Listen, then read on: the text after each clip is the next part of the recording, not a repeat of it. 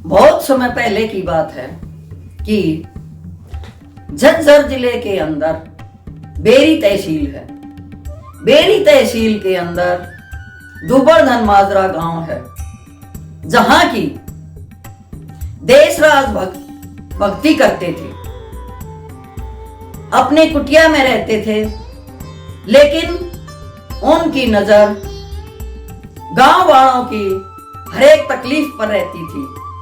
जिसको भी जो तकलीफ होती वही भगत के पास जाता और अपनी तकलीफ सुनाता, और वो उसकी मनोकामना पूर्ण भी होती। चाहे किसी की भैंस कहीं चली जाती, किसी का लड़का कहना नहीं मानता, हर एक तकलीफ वहीं भगत के पास जाकर ठीक होती थी। भगत किसी किसी के घर एक टाइम खाना लेने जाते थे और जो भी वहां से मिलता उसी को खाकर संतुष्ट होकर भक्ति करते थे। अब उनका नाम पूरे एरिया में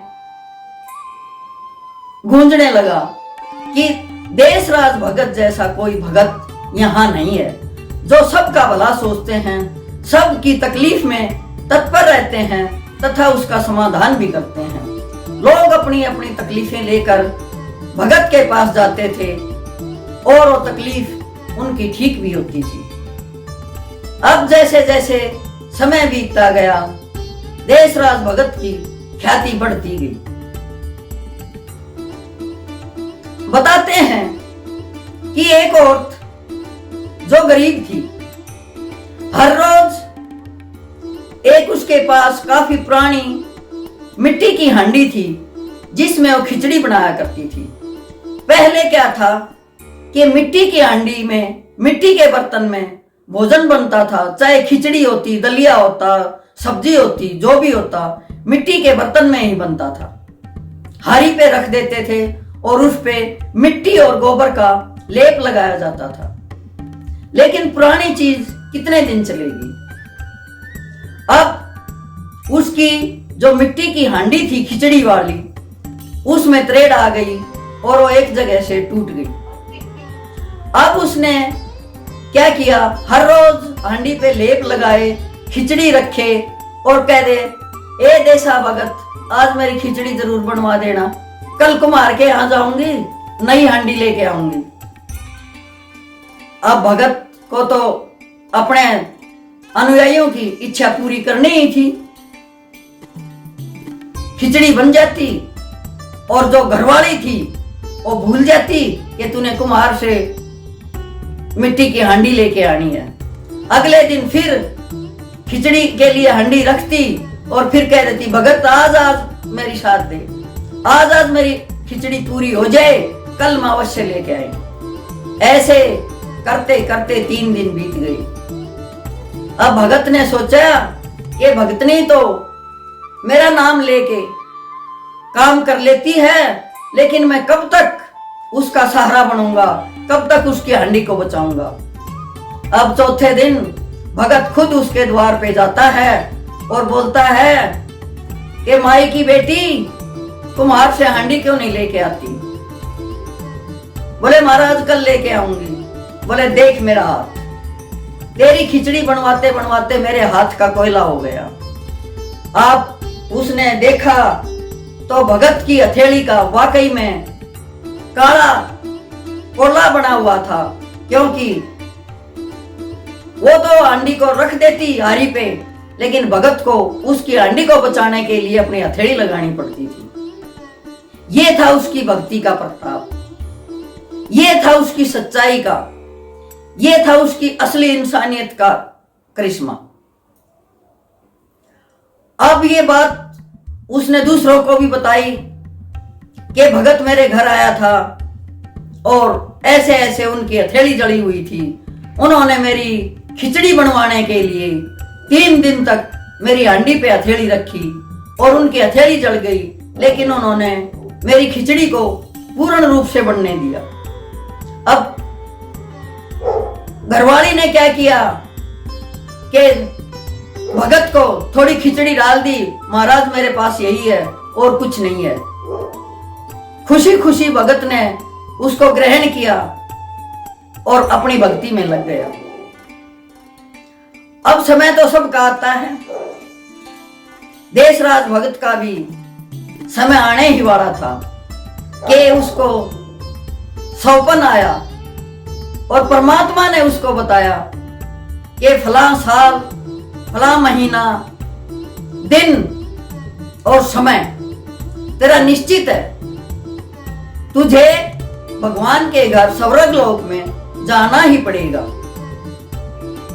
अब भगत को सपन याद रहा और थोड़ा दिमाग में अहंकार आ गया कि मैं तो इतना बड़ा भगत हो गया कि मुझे तो अपनी मृत्यु का भी पता हो गया, जबकि आज तक मृत्यु का किसी का पता नहीं है। किस समय, किस स्थान पे और कहां आ जाए कोई नहीं बता सकता। लेकिन भगत को पता तो था, लेकिन उसके दिमाग से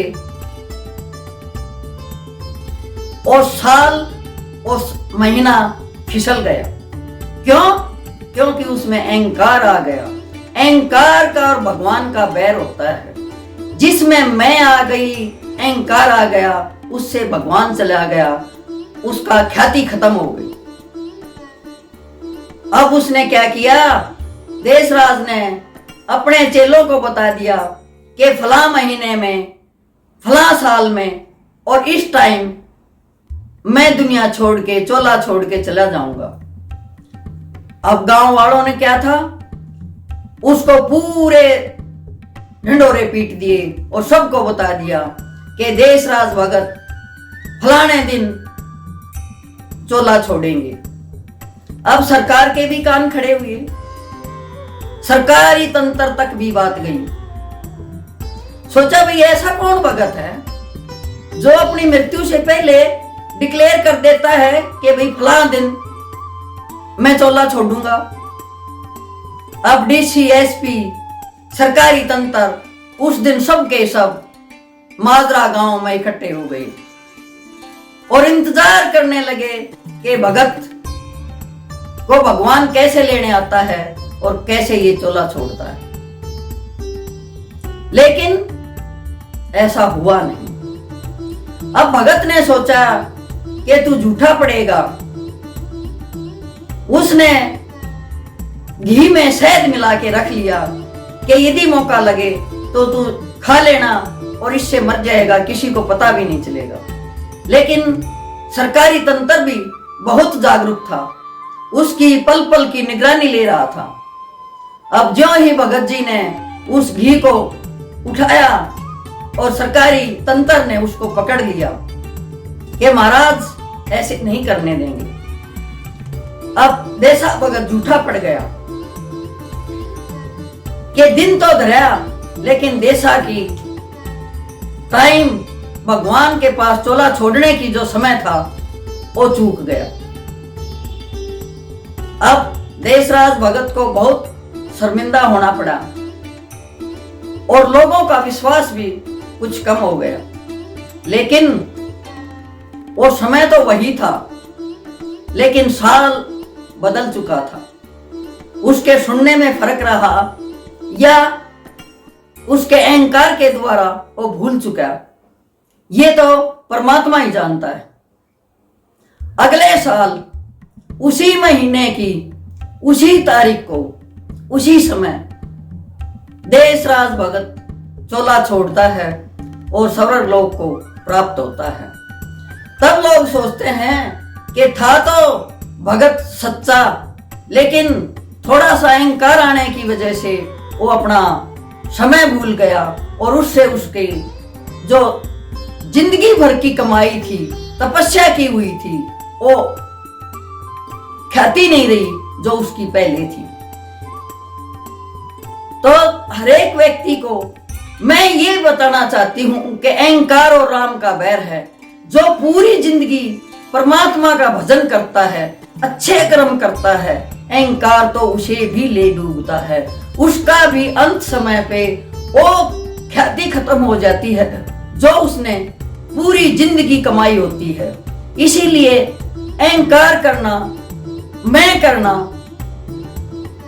ये सबको डबोने वाली बातें हैं। जय हिंद।